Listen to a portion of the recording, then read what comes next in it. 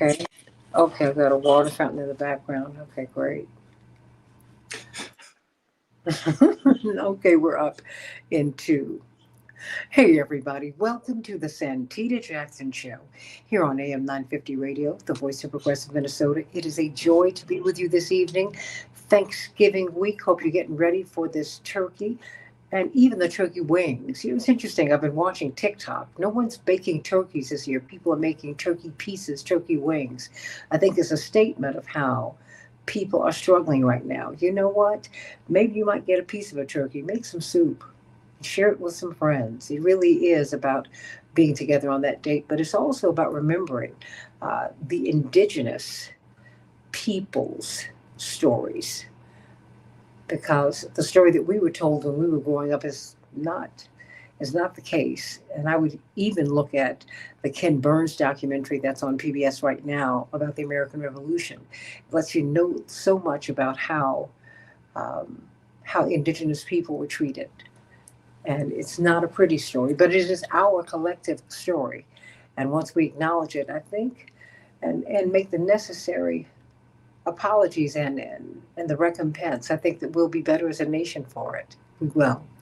So much love, much respect to our indigenous people, our founding fathers and mothers on this land, and much love to everybody. And the holiday that it's evolved to be a place where we gather with the people that we love.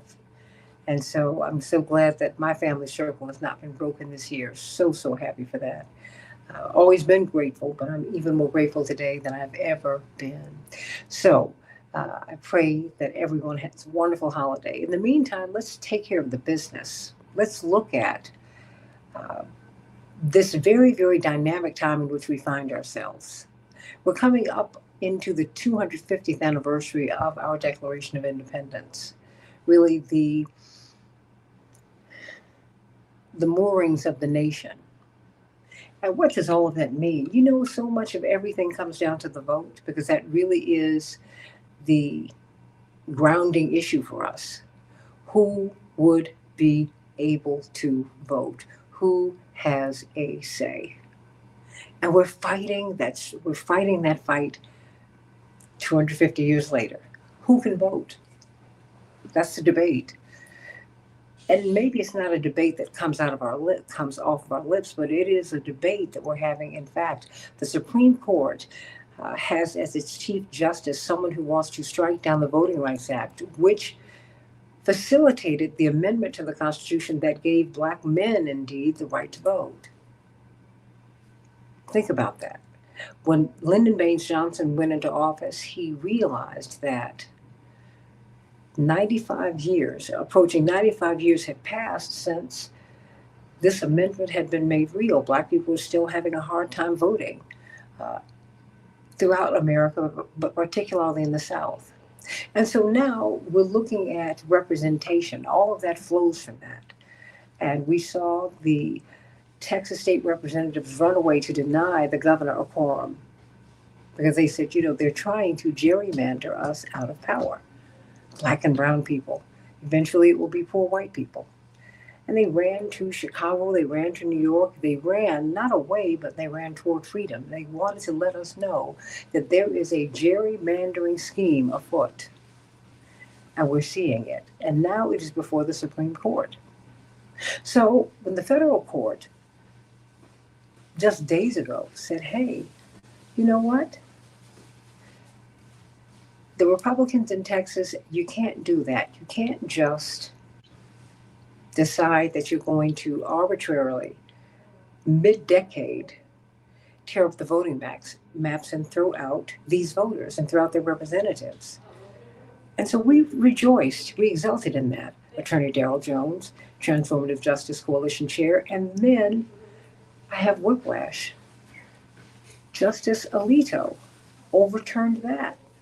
Well, certainly he put a pause on it. So we are wondering where all of this is going to go, really. So why don't you explain to us what happened? Because start with what happened. What happened with the map being redrawn, and which would endangered Jasmine Crockett, Al Green, Mike Vesey. Okay, so talk to me. And so that was taken to court. What happened, Attorney Jones? Yeah, thanks so much, Santita. It's always great to be with you, particularly on this Thanksgiving uh, holiday week that we're leading into with the harvest, and also just great to be there. It's unfortunate to be here with you under these circumstances and dealing with this case. The case that we're talking about is we call it LULAC. It's the League of United Latin American Citizens versus Greg Abbott, the governor of Texas. Another plaintiff that's in that case also is Al Green, Congressman Al Green, is also a plaintiff in the case. But in essence, what has happened is that President Trump had issued an edict, if you will, directing Texas to redistrict these areas to find them these five new areas in the state of Texas for congressional votes, because they understanding that Congress was going to be in the middle of this midterm election, and that they probably stood to lose some Republican seats. So they wanted to make up and give themselves some buffer. And so President Trump asked that Texas, really demanded that Texas find and redistrict these five areas that were African American areas, and to make them more Republican and less Democratic leaning. Well, from there, what then happens is that the Department of Justice under President Trump then sends a letter to the governor of Texas, to Greg Abbott, and telling them that they believe that these five areas are in violation of the policy of dealing with race issues, saying that they're really race-based jurisdictions that are illegal, and that they need to correct this. Well, the state of Texas at that point had called a special session. So they were in the special session, they received this letter, and then all of a sudden, their special session then refocuses onto redistricting, and to do rather than doing the redistricting every 10 years, they decided that they're going to do this mid redistricting 5 years rather than the 10. And so out of that, the state of Texas then goes through the process to do a quicken redistricting, redrawing of the maps to grant President Trump these five jurisdictions, these five additional Congress members leaning Republican congressional districts that he's looking for, and that the DOJ also sent a letter indicating that they believe Texas violated. As a result of that, these maps were drawn. Now, ordinarily, Santita, when maps are drawn and lines are drawn for districting purposes in a congressional race or any race, there are all these public hearings that are held so that people have an opportunity to weigh in and to talk about why this map versus this map, and why this line should be here, and why certain communities should be included or excluded. They were in such a hurry to do this that they did not have the volume of people and the volume of time to be able to have all of the hearings that one would ordinarily have in making these decisions. And so they rushed it through. So after they've rushed it through, and they gerrymandered and messed up Congressman Al Green's district and Jasmine Crockett's district, and the other districts that were involved in this redistricting plan, they then felt as though they had done their job. They were in compliance with what the Department of Justice had said needed to be done based on race. As a result of that, LULAC, which is again the League of United Latin American Citizens, and Congressman Al Green then filed suit against the state of Texas and Greg Abbott, based on what they say is wrongly drawn districts. So from there, they went to court. They went to the U.S. District Court, where there's a three-judge panel. The three-judge panel, listened to the arguments and said that they believe that in all likelihood that Congressman Al Green and LULAC would prevail in this case, and it being a violation of their constitutional rights, of their voting rights, and it's all racially centered. During that argument, interestingly, the state of Texas presented that it wasn't based on racial lines, that it was based on partisanship rather than on race, that they were drawing these five districts out. which went completely against all the evidence and all the information that was there. The letter from the Department of Justice, the timing of the demand from President Trump, all of that was there. But they knew, and it's important to understand, but the state of Texas knew that if they admitted the truth of the letters and why they were doing it, then it would be on its face a violation. But by saying that it was partisan based, there was a case that was decided a couple of years ago, the Rucho case, which said that if it's partisan based, it's okay. If it's racial based, it's not. Meaning the districts being drawn, if they're based on partisanship, then that's fine. But if it's just based strictly or primarily on race, then it's not okay. So that's what the U.S. District Court was dealing with. They came out with a 2-1 decision. Everyone was very excited because they had decided that this was, a violation of those voting rights, the Voting Rights Act, et cetera. Therefore, it should not stand, and that they would have to go back to the old map that they had been using. The decision, I think, it's also interesting to note that of the 3 judges that made the decision, 2 of them were Republicans. The one that authored the decision, Judge Brown, Jeffrey Brown, was actually a Trump appointee. He's the one who authors the decision that says that this is illegal, unconstitutional, what the state of Texas has done. So Wait, let from me there, ask you this. Why is that significant that one of his appointees disagreed with his edict? Why is that important? it's important because one of the things that we see and glean from that is that what the state of Texas did was just so offensive, so violative, that even an appointee of the Republican president who has asked for this has said this is not legal. What you've done, state of Texas, is not legal. So it's not like folks like to believe sometimes that the court is nonpartisan, right? That they're not wearing partisan hats when they're making decisions. But we, very clearly it happens a lot with the partisanship of the court and the ideology and the philosophy that they want to support those, particularly those that appointed them, that you want to have someone that's going to be supportive of your ideology. And so when we look at Judge Brown, who was a President Trump appointee, now stepping up against the president, against the ideology, and saying very clearly that this is a violation. That's why that becomes so important. It takes away the partisanship. It takes away saying these are just a bunch of liberal judges that are trying to, stop the president from doing something. This is the president's own appointee saying that what the state of Texas has done is wrong. So that's why, Santita, that is so incredibly important that we talk about who the judge was that authored the opinion.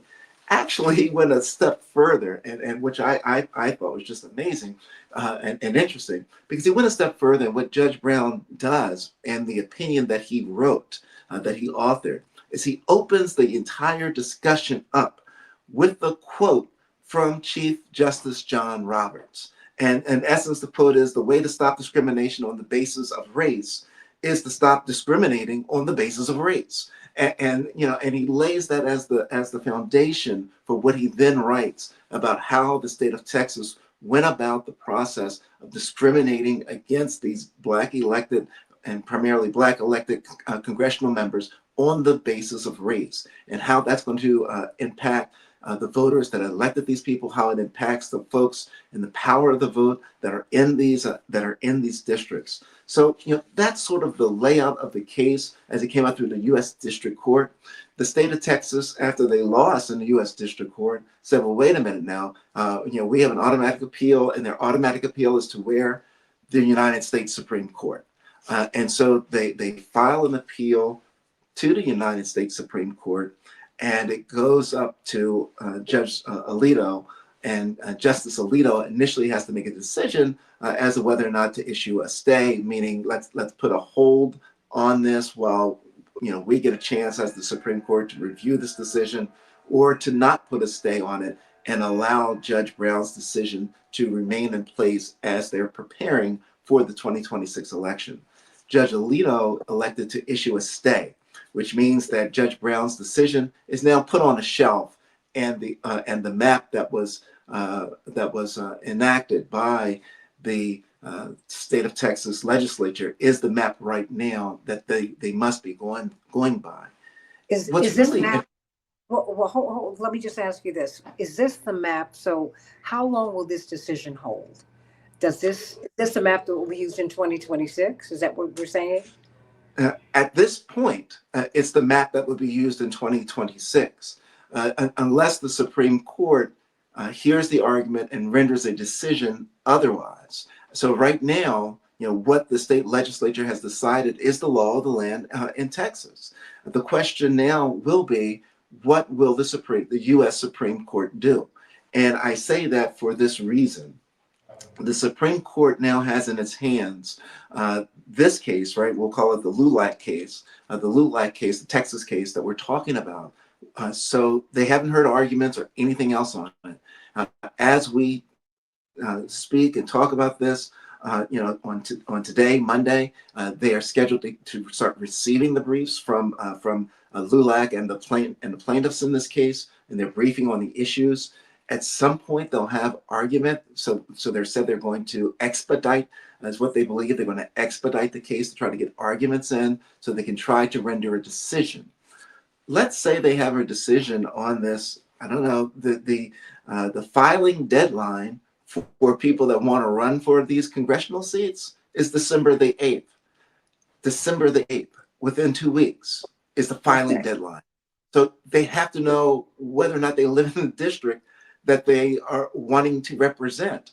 And so it creates this issue of whether or not the Supreme Court now, in trying to make any decision, whether or not it's too close to the election and would run afoul of what they call the Purcell rule.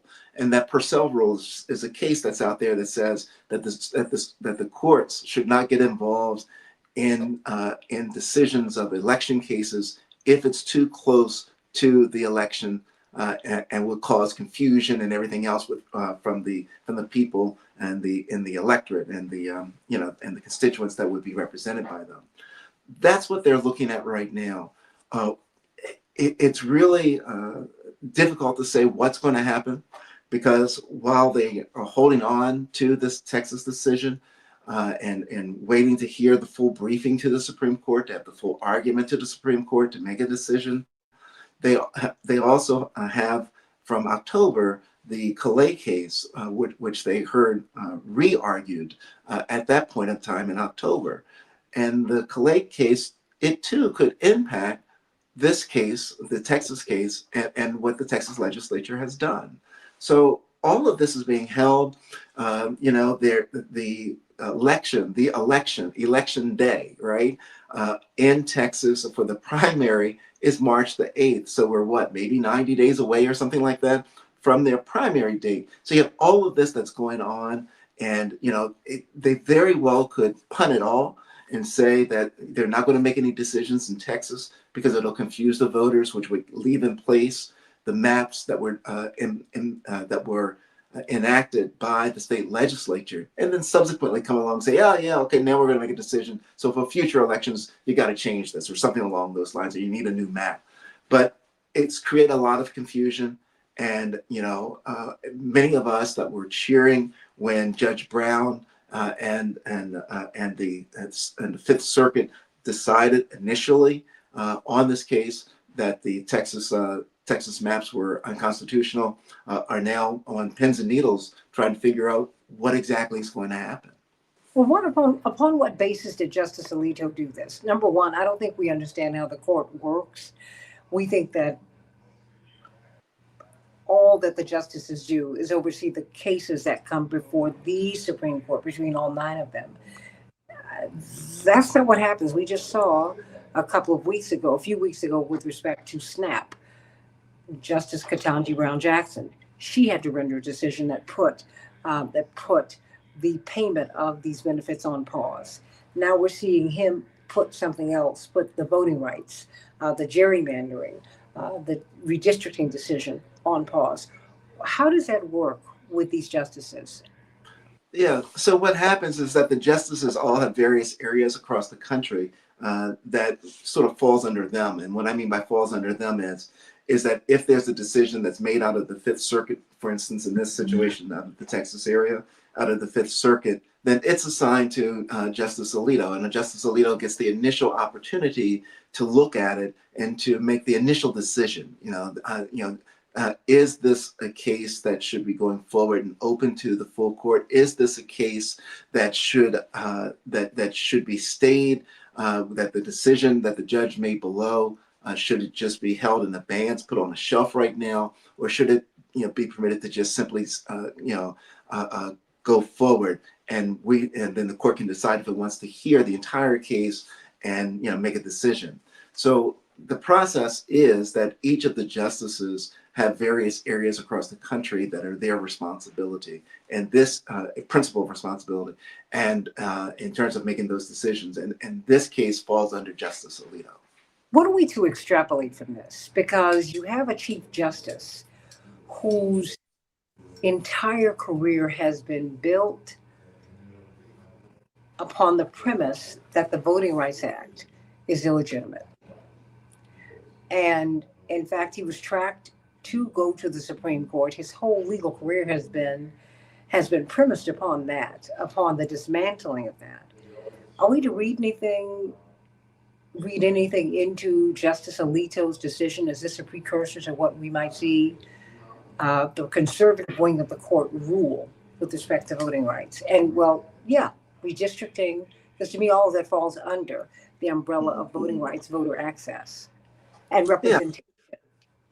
Yeah, absolutely. I truly believe that there's a lot to be read into the fact that he's decided to stay this decision.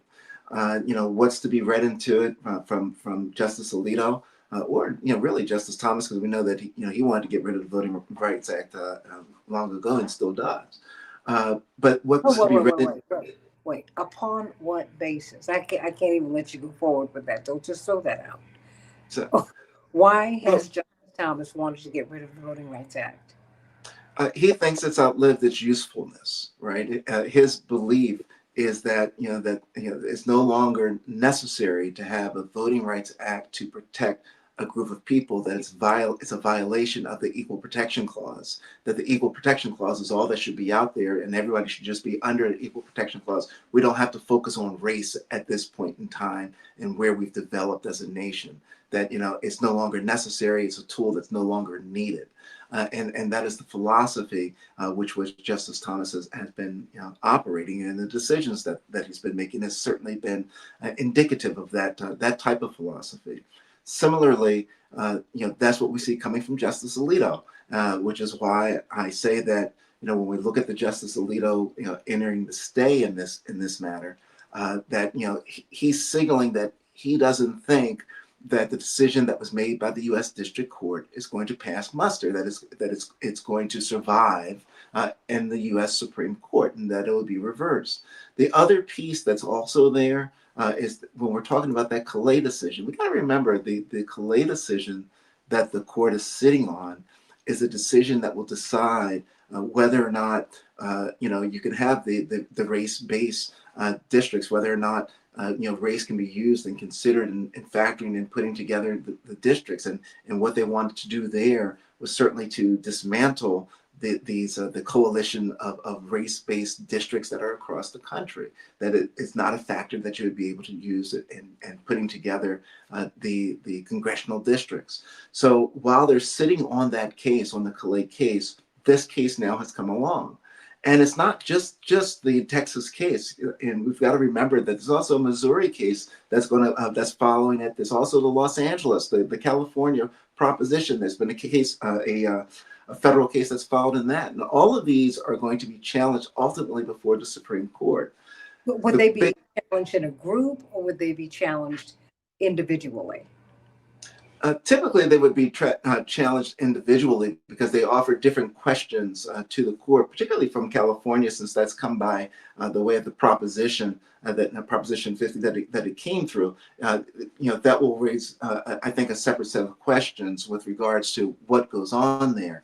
But ultimately, I think that the underlying case to all of this, the underpinning case, one certainly will be Calais, which will make those decisions about race overall, because that's what everything's going to be based on all of these cases, is going to come down to race. So the Calais decision is going to be, I think, the foundational case from which they begin to either pick further away at Section 2 of the Voter Rights Act, or in the worst case scenario, do the nuclear option and get rid of, say it's unconstitutional, and that's the Equal Protection Clause that applies, and not Section 2 of the Voting Rights Act.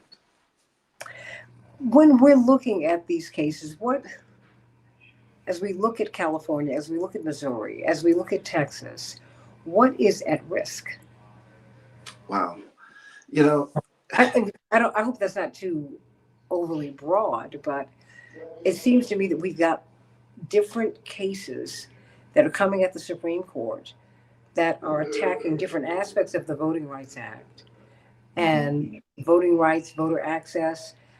Maybe our understanding of the Voting Rights Act is not as in depth as it needs to be, all the ground that it covered, Mm-hmm. or that it still covers even in its present form. Yeah. One of the things that folks, I think, need to appreciate and remember is that when we're talking about the Voting Rights Act and the implication of what it would mean to have it either taken away or to have it really narrowly tailored so that it's almost inaccessible for being used for violations of discriminatory voting practices, is this. It doesn't just apply for congressional members. We're not just talking about members of Congress that are impacted by this, although it's predicted that it would have a devastating impact for Black members of Congress. It would also impact the state legislatures and how those lines were drawn. It'll also impact local governments and how county councils, city aldermen, and those lines are drawn, as well all the way down to even school board lines are drawn. It has an impact with regards, particularly for African Americans and brown and Black citizens, if you will, and the impact and the power of their vote, and whether or not it can be diluted based on race. Can it simply be diluted and then weakened because you don't have the coalition of Black voters or brown voters that are there to be able to elect officials that care about concerns and the issues that are concerning that particular community. So, when we're talking about the Voting Rights Act, that's what we're talking about. It's stuff that really comes down to a lot of those access issues for government points of government for citizens, and their ability to elect people that can access government, can access services on the community's behalf. That's really what it's about, whether it's the congressional level or the local level. It's about being able to access the power to make the decisions, to have the seat at the table, to make the determination with regards to SNAP, to make a decision with regards to when does your trash get picked up, to make a decision with regards to access to healthcare, to all of these pieces. That's what it comes down to when we're talking about the Voting Rights Act, when we're talking about the individual vote, and what Calais could do in taking away the power of African Americans and brown people to have a seat at that table in making those decisions. As we're looking at these redrawn maps in Texas, for example, and maybe California, but certainly let's just start with Texas. Mm-hmm. And you said December 8th is when people have to have filed. This is when the ballots will be established, December 8th, right? That's correct. Okay, what if there's a decision that overturns what Justice Alito just put in place?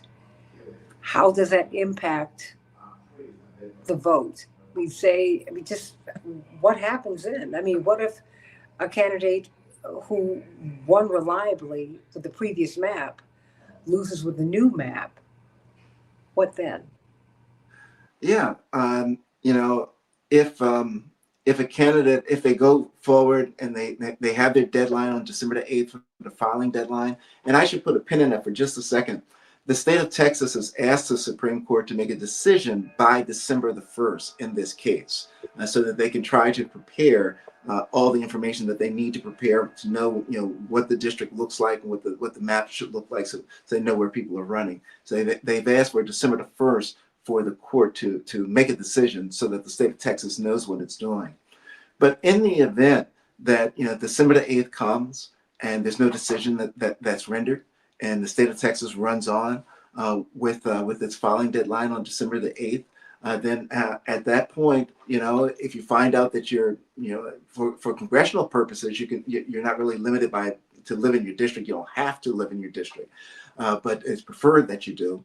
But and if they use a map, and the map subsequently, and they get elected, and they find out subsequently that the map is no longer constitutional, then what would happen is that the person that was elected would remain the elected official until the next election, and the new map then would be implemented.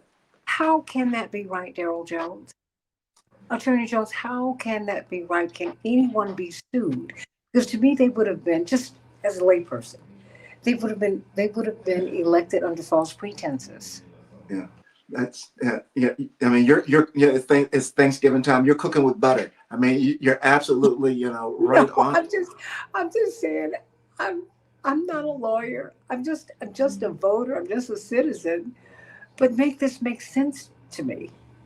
Yeah, The math is not math, and I don't know how you get. Yeah, I don't understand it. You mean I have been, say, I've been electing Al Green, Jasmine Crockett, Mike Lisi, these other members of Congress.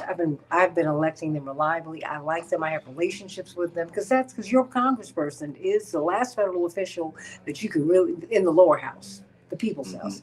They're the last people you can see, touch, feel. Even though they're on the big national stage, they live down the street from you. They do. Okay, so they decide they're going to redraw the maps and somebody else wins. Then that decision is overturned. So that person just stays, even though. Yeah. I mean, at the time that the person is elected with the maps that are there, they're elected to a 2-year term for a member of Congress, House of Representatives. They're there for that 2-year term. And after that term is completed, they may implement a new map because the old map was unconstitutional, but they're not going to have a special election because they've now changed the map. The person was constitutionally elected with regards to the map that was there at the time, so it remains in place. One of the things that's really scary about this, Santita, is that what this exposes and what this does, in my mind, is that it's not limited to Texas, right? Do you now open yourself up to this game where a legislature waits to the last moment to do a redistricting so that their gerrymandered district doesn't have the opportunity to be reviewed by the court, stays in place so they can get the representatives from the party that they want to have elected? That's what it opens the door to. And that's what this Texas piece does. Because they waited to the last minute to do this redistricting, and because they're doing the president's bidding for him and the DOJ's bidding for them, they've now gone to the 11th minute, right, to have these maps put out there. And now the question is it too late for the courts to get involved to change the wrong that the legislature has done? And it's a horrible situation. I think it sets a horrible precedent with regards to how a democracy should function, how a state government should function, and how the courts should function. When we are, this could conceivably happen all over the country, because in fact they're looking at redrawing the districts in Illinois. I mean, there is discussion, and there's a discussion everywhere, and it's become like a hyper-partisan process. I mean, how do we help me to understand how well? What do we do? What is the immediate goal? I mean, before I even go into long-term restructuring the system so that it's fair for everybody, because I don't think that Democrats or Republicans or people who don't claim a party. I don't think that anyone should be unrepresented or underrepresented. I've seen some maps that favor Democrats, and excluding Republicans, and I've seen, for the most part, Democrats tend to get excluded, favoring Republicans. Either way, I don't like it. I mean, because somebody's voice is not going to be heard, Hmm. and that promotes not just bad feelings but social unrest, particularly now when people's money is so funny. Right. If you unless it's if you haven't noticed, there is a lot of anxiety and anger and angst out here. Yeah. And No. your No. vote is like, that's the one day that everybody's equal, right? Well, should be. Should be. Okay. Uh, When you say but should be, whoa. What do you mean by that? that Should be. that everyone's vote should be equal. I think Carol Anderson wrote. Professor Carol Anderson wrote the book. It was a one person no vote, right? One man no vote, meaning that if they gerrymander the district such that your vote really doesn't carry the power of your community as a community vote, that then it's really diluting that voting power, and that's what we're seeing happen across the country on both sides of the aisle, not just the Republican side, but it's also on the Democratic side of the aisle that we see see it being done as well. I would suggest, and one of your questions was, what should be done? What would be an appropriate remedy I mean, just to? immediately, because we're coming up on December 8th. We're coming up on 2026. What do we do? I mean, particularly in a state like Texas. Let's just take Texas, for example. You've got Clearly, you're not going to be able to register 900,000 black and brown people who are unregistered in the state. But something's got to be done, because this is so unfair. It's just unfair to everybody. Well, certainly the registration process and getting folks registered is a part of it, so they can actually have their voices heard. Because your voice isn't even heard if you're not registered and you're not voting. The other part of what many of the states have been doing, including my state, Maryland, is that they have independent commissions, right? Redistricting commissions.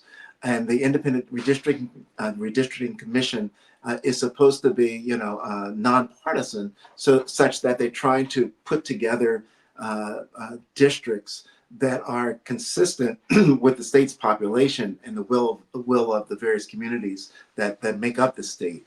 I think that is the best thing long term to be done across the nation, is the independent, nonpartisan independent commissions to put together the districts for each state. I personally think that's probably the best way to do it, and try to take some of the politics, as much of the politics of the state house, out of it as possible, and setting up those districts. As for the immediate thing for what should be happening with Texas, yeah, I think that what has to happen is that the Supreme Court, the U.S. Supreme Court, has got to immediately, get these hearings in, and to make a determination. If they should be agreeing with what the three-judge panel in Texas said, that it's unconstitutional. But with this U.S. Supreme Court, I we have the most conservative U.S. Supreme Court since 1935, and we know that On what basis do you say that? uh, it's based on the decisions that they've been rendering and the makeup of the court. So we have the six conservative members of this court that have made the decisions for what was the Students for Fair Admissions. I mean, all of these cases, a whole string of cases that have this super conservative strand that's to them, that's attributed to this court. We go back to the voting rights cases that have been determined by this court as well. All of them, the Rucho decision, where they're saying that you can, based on partisanship, you can go ahead and discriminate based on the lines. The Alexander case, where they're saying that you have to give a presumption of correctness and not being racist to state legislatures when the state legislatures are drawing lines. There's a whole string of cases that this court has come to has rendered decisions that have just been impactful to the African American community, impactful to the Voting Rights Act of '65, that put it in a place where it's considered, and this is done by various institutions as well that review it, determining to make the determination that this is the most conservative court since 1935. So when we hand this type of decision, this type of case to a court that is that conservative, I'm not certain that the outcome would be what the outcome should be dictated by law, and that is that what Texas has done should be struck down with regards to the way that they've assembled these districts, these five congressional districts. I just don't know that the court will do the right thing. I think that they will do the political thing. It would be to believe. And again, Justice Thomas has already indicated, shown his hand as to where he thinks this should go. Justice Alito has indicated, that he too is against the Voting Rights Act. And the question is, really, what will Justice Kavanaugh do? What will Amy Coney Barrett do? They're a little closer, but and Justice Roberts, who we know is already against the Voting Rights Act. So I'm not confident in what this U.S. Supreme Court will do with the Texas case and what that means for the Calais case and the other cases that are coming through the system. And let's not forget, because if your teacup isn't full just yet, let me add another drop of water to it. Let's not forget that we have what we call this Turtle Mountain case, and the Turtle Mountain case comes out of the Missouri area, right? In that district, in the eighth federal circuit. For those people who are from other parts of the country, Missouri, which is just to the south of Illinois, is up south.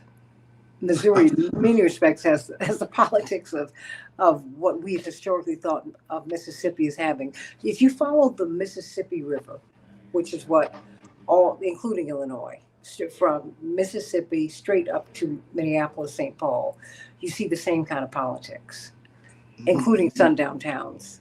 I mean, that's the reality. So, and remember, and Missouri is the state that gave us Dred Scott, right?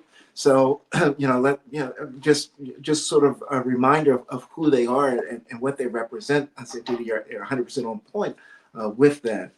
But when we look at that Eighth Circuit, one of the things that folks, the case that I just wanted to make reference to, that's still out there with the Supreme Court, is they've raised the question of whether or not the NAACP, whether or not Rainbow Push, whether or not the ACLU, whether or not the Transformative Justice Coalition, whether or not we even have standing to be able to sue for violations of Section 2 of the Voting Rights Act. And the case that's still out there that will be pending will make that determination of whether or not there's even standing for any of these organizations, LULAC, or Congressman Green, in the case we're talking about, whether or not there's even standing for them to bring the case at all. And when I say standing, I mean, do they have the right to sue? Do they have the ability to sue? What the case that will be before them could decide in that regard, the Turtle Mountain case, is whether or not only, in their estimation, only the Department of Justice, the Attorney General, would be able to determine whether or not a case should be brought as a violation of the Voting Rights Act of 1965. And if that's the determination, if that case should hold through, and that only the Attorney General's office has the ability to make that determination, you don't have to worry about this Texas case. You don't have to worry about the Missouri case. You don't have to worry about the California case. None of North Carolina, none of those cases, because no one will have standing other than the Attorney General's office to say that there's a violation that occurs. So we have all of that right now that's brewing in this conservative U.S. Supreme Court, Santita. What is at risk here? I mean, different prognosticators and political scientists say that should these cases be decided, as they process their way to the Supreme Court, if the ruling goes as we suspect that it might, given the leaning of the court, particularly the Chief Justice, we could have fewer Black people in particular and Latinos could have fewer representatives in Congress than at any time since Reconstruction.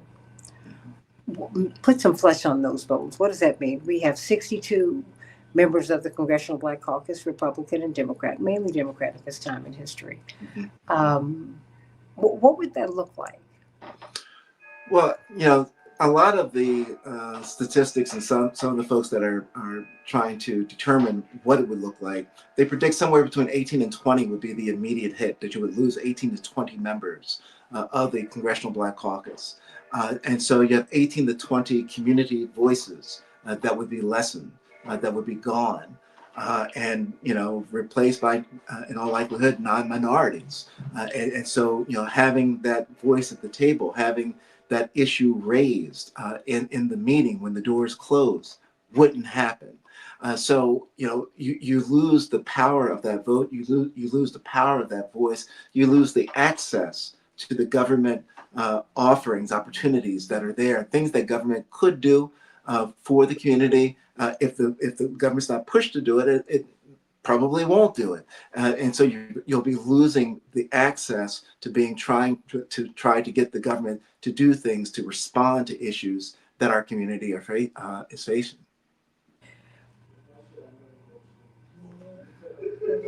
What do we do to fight back? I mean, say the Voting Rights Act is gutted. Um,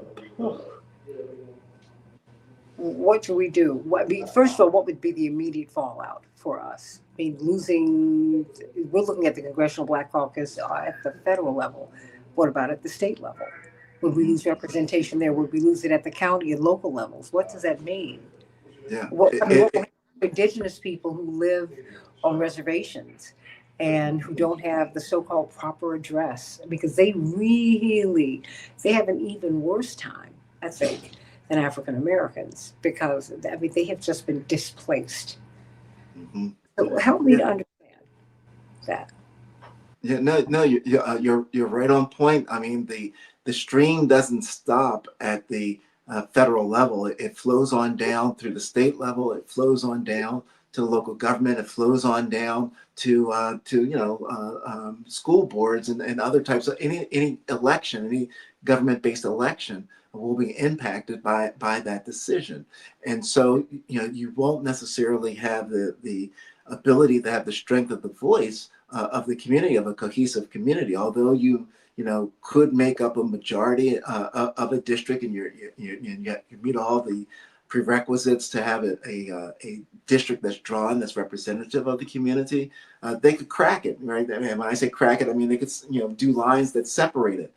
So that although it would be a black majority that could be there to elect an official that voices their issues, they could draw lines that separates that community and divides that community, so that their collective vote would not be able to elect someone that shares their interests, their community interests, their political interests for various issues. So the impact it has the potential to be really great on the African American community and on the Latino American community. One of the things that can be done, and the principal thing that can be done to fight back against this, number one is you got to be heard. People have to be aware of what's going on. It's the education, number one, of just what's going on. The majority of people don't know about these decisions that the Supreme Court are sitting on and are about to make. They may not know until it's election time, and they're going to vote or whatever. Now, they may not know. So a large part of what needs to happen is there needs to be an educational component of it. Shows such as yours, shows such as ours on Igniting Change on Tuesdays at noon, radio shows, television shows, whatever point of access, podcasts, whatever point of access to get the information out about the issues that are going on needs to occur. The second part that needs to go along with that is that we then need to be certain that we're reaching. We talk about the state of Texas having 900,000 unregistered Black and brown voters. Getting those voters registered and then voting, both registered and voting, to get them involved. Because once they get involved, they can start having that impact of statewide elections and elected officials. And once you have the elected officials, and once you have the state majority delegations that are in place, you can then begin hopefully to impact some of the districts that are being drawn. We didn't get here just by happenstance, right? This has been, I think, a long road, conservative road that they've been mowing and working on for a while, sowing for a long while to get to the point where they can now have the majorities that are in place to try to have these decisions that they've been implementing, coming from the Supreme Court, coming from the state legislatures. We've got to have a similar strategy that's a long-term and a short-term strategy to deal with where we are now and how to get out of the mess that we're in. Well, we are in a mess, and there is a way out of it. I think one of the things that helped me to understand before we go, um, in the 2008, and particularly the 2008, but in the 2012 election as well, uh, blacks and progressives over-indexed in terms of their re- representation. They outvoted people who voted who were they outvoted the Romney voters. They outvoted the McCain voters. I mean, they just everybody voted. Everybody, well, not everybody, but many people were registered, and those who were registered absolutely voted. I think that made a difference in those elections. Is that something we could or should do now? Say that you've got to live with these maps as drawn in Texas, for example.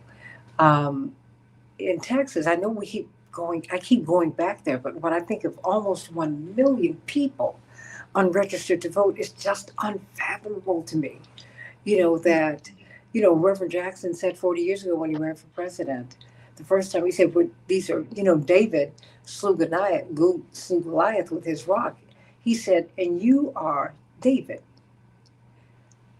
And the, the established order that underrepresents you, that oppresses you, that is Goliath. But your vote is a rock and they're just lying around. Remember those speeches? They're just rocks just lying around. You got to pick up your rocks. I'm not trying to slay Goliath, but certainly we've got to change things because we should not be starving people. We should not have a floor beneath which people should not cannot fall. We've got to put some protections in place to make certain that everybody has right to the tree of life. I mean, whatever they said about Gaddafi, he'd eliminated poverty in his country. Everybody got a stipend from one of the wealthiest nations on earth. He had no debt. No debt. He was one of the three least indebted nations on earth. He was also one of the three wealthiest gold rich places on earth. We've since raided the gold. That's awful. Um, Help me to see just where you see us going with all of this. Because for us not to be able to vote, Daryl, is like, I mean, I know there's something that can be done. We're Oh not yeah, powerful no. in this moment. Yeah, I think that you're absolutely right. One of the books that I'm currently reading now is the Abby Phillip book on Reverend, right, Hmm. and what happened in Chicago. And I think that when we look at what happened in Chicago, right, with the Mayor Daley and all the all the machinery, if you will, the political machine stuff that was in place there, and the racism, the blatant racism Hmm. that was in place. I think that probably serves as a model as to what needs to happen across the country. And when I say it serves as a model, I mean it required a coming together of the community. It required mass voter registration and then mobilization and then activation in order to effectuate the change. It's that same type of energy that is needed in Texas to energize those 900,000 unregistered voters. The question that's going to be on those voters' mind, why should I register? What difference is it going to make if I register and if I vote? They've already demonstrated that they don't care about me. They're going to do the statement they always say, they're going to do what they want to do anyway. Why should I get involved and vote? And I think that we have to lift up examples such as Chicago and having so many African Americans that were in the city of Chicago, and then going through the Mayor Daley machinery of them being suppressed and not even know that they were being suppressed, being kept out and given limited pieces to just be quiet and to accept what was given to you.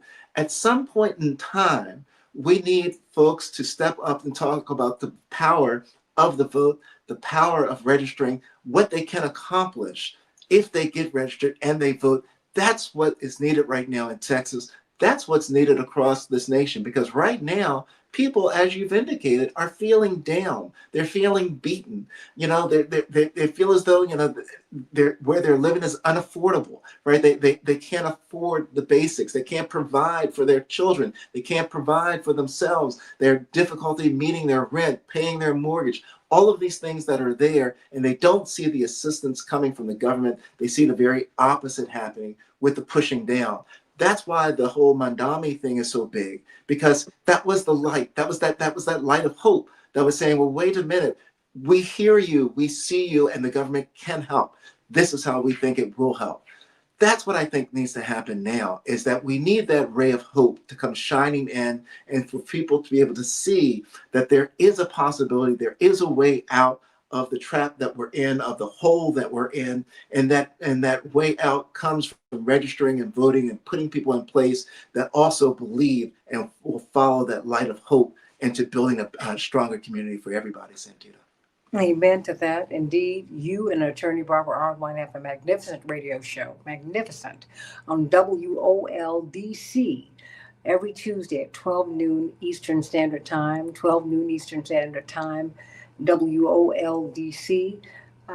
Just go to Radio One. You can find them because that is the network that they're on. But please go to WOL in DC. And before we go, I just got the news that H. Rap Brown made his transition. Mhm. Uh, the great leader from SNCC. There were some people who came out whose parents had fought in the Second World War, like his parents had, and my father's parents and my mother's parents. And their children came out and changed America. Their parents came back from the war, not having really wanted to fight in it because of the injustice that Black people were facing, the lynchings, the intimidation, all of that, the segregation, coming back to an apartheid America after they had freed Jewish people and all people living under fascism and Nazism and all of these isms that were so destructive uh, to life and a threat to life everywhere on the planet. Well, they came out fighting, and H. Rap Brown was one of these people who came out fighting. He uh, was a man who wanted to feed our children. He was a man who wanted us to be free. And in his own evolution, he ended up becoming a Muslim and became an imam, someone who really, really, really gave us all that he had. And Mm. he sought to make us the best that we could be. And we thank God for the life and the legacy of H. Rap Brown. Um, May God bless you. May peace be upon you forever. And thank you for all that you've done. We stand on your shoulders. May God bless him. And so, everyone, um, God bless you. And I want to thank D. Ray, who shocked that we're up this late, Evangelist Jackson and Robert Williams and Dave Dowling, and all of you who I don't see who are on X or on Facebook. Everybody like and share the show. We look and see that look, shows like this, the algorithm disfavors us. They initially let me go, so we were streaming 3+ million people per week uniquely, and then suddenly we were shut down. But what's a funny thing happens on the way to the forum. We have found that when the show stays up for a month or so, we end up getting 1.5, 2 million, 3 million, 4 million views. I don't know how it happens, but it does. Please continue, RJW and Cyber Diva, Robert Williams and Leaders Lead, the podcast. All of you, please continue to like and share the show, and please continue to give Attorney Daryl Jones and the Transformative Justice Coalition your support. Help them help us. Please also consider putting Rainbow Push under your Christmas tree. Freedom is not free, and my father also says that you cannot ride to freedom in Pharaoh's chariot.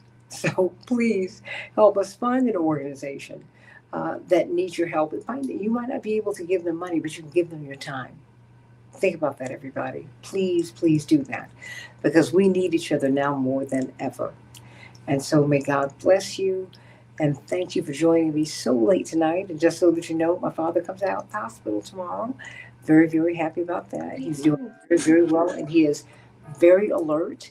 And we're just very, very excited and thanking God that that we're going to have yet another holiday. I've never taken these things for granted just because of the circumstances of my life. And I don't take it for granted now. And please don't you take any time that you have with your loved ones, with your beloveds for granted. Please, just everybody love everybody. I love you. God bless you. The Santita Jackson Show here on AM 950 Radio, the voice of progressive Minnesota.